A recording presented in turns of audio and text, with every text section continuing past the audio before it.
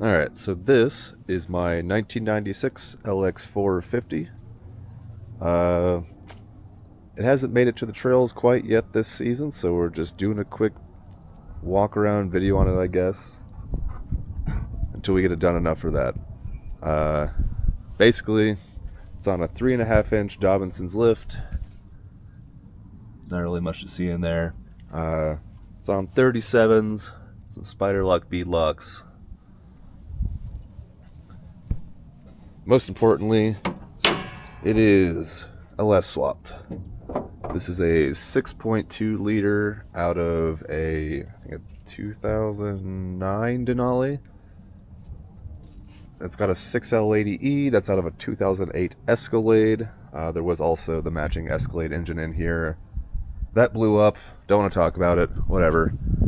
This has a Stage 2 BTR cam in it. It's not dyno tuned, because those numbers will make me sad with drivetrain loss, but it is estimated 500 crank horsepower.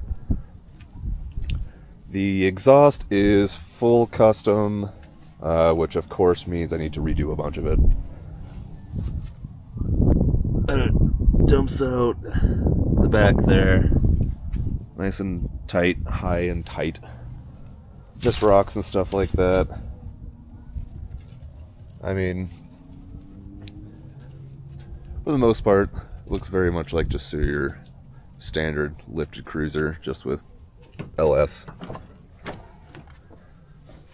We've got a Kill Duff shifter in here, so you've got all your reverse, neutral drive, all that good stuff here. If you put all the way down to manual mode, you get downshifting and upshifting with this guy, with the tap shifting. Basically sort of like an automated Walmart brand sequential. I've also redone the gearing and the transfer case. I did it like a year and a half ago, so I don't remember what the actual gearing number is. Basically, it's the whatever Trail Gear sells that makes a lower low gear in the transfer case. It's got that. I've also done all the free brake mods, meaning that there's no more ABS. That guy is gone. The LSPV in the back is gone.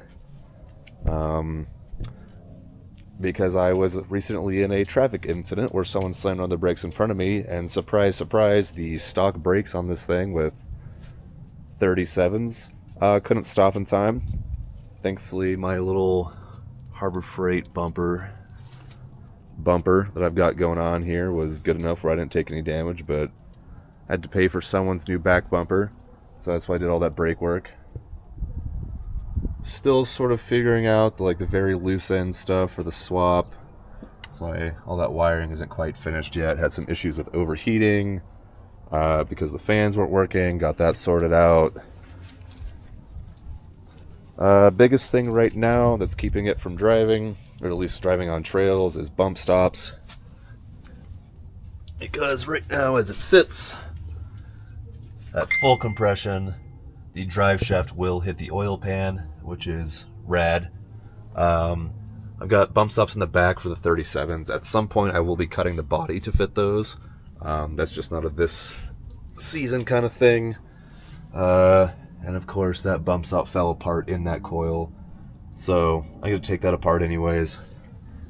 That's basically the last thing I need to do to this thing to make it trail ready. But the biggest thing before that is being in Colorado, I still get to pass emissions, which might be kind of tough with that guy in there. So I've been working on that. We'll find out in the next week or so before I have to go to court for my out-of-date tags. So hopefully that passes emissions and I can register it in this state. We shall see.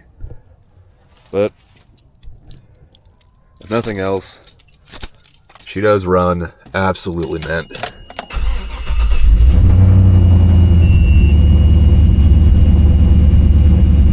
Oh, I've also got the clock replacement for that guy. That's pretty neat.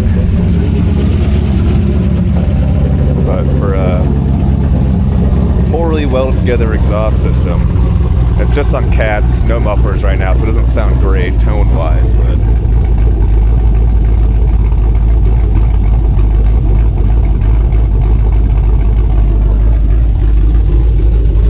she still sounds pretty good.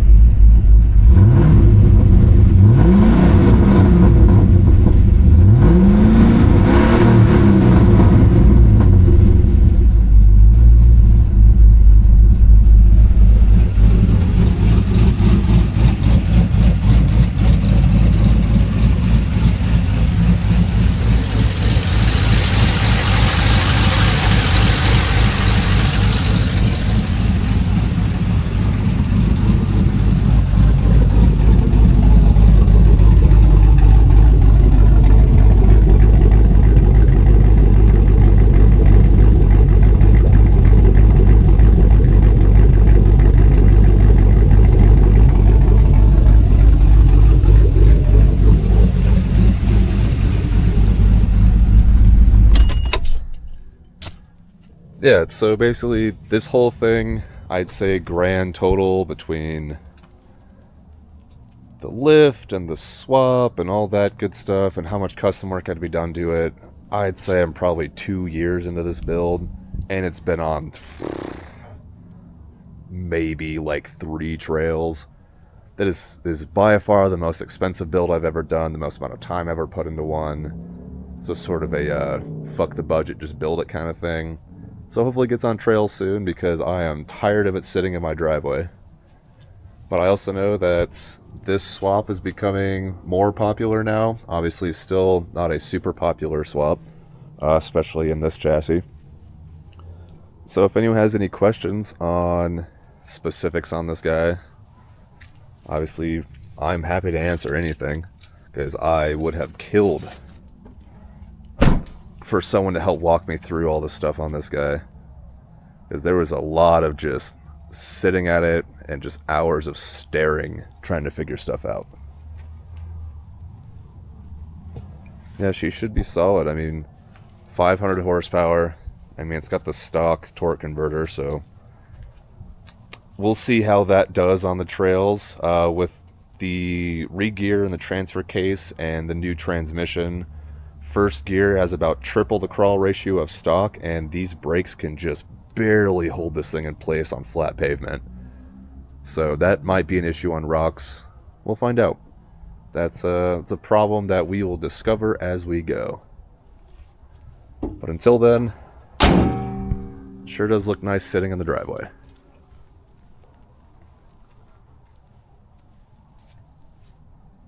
Beautiful.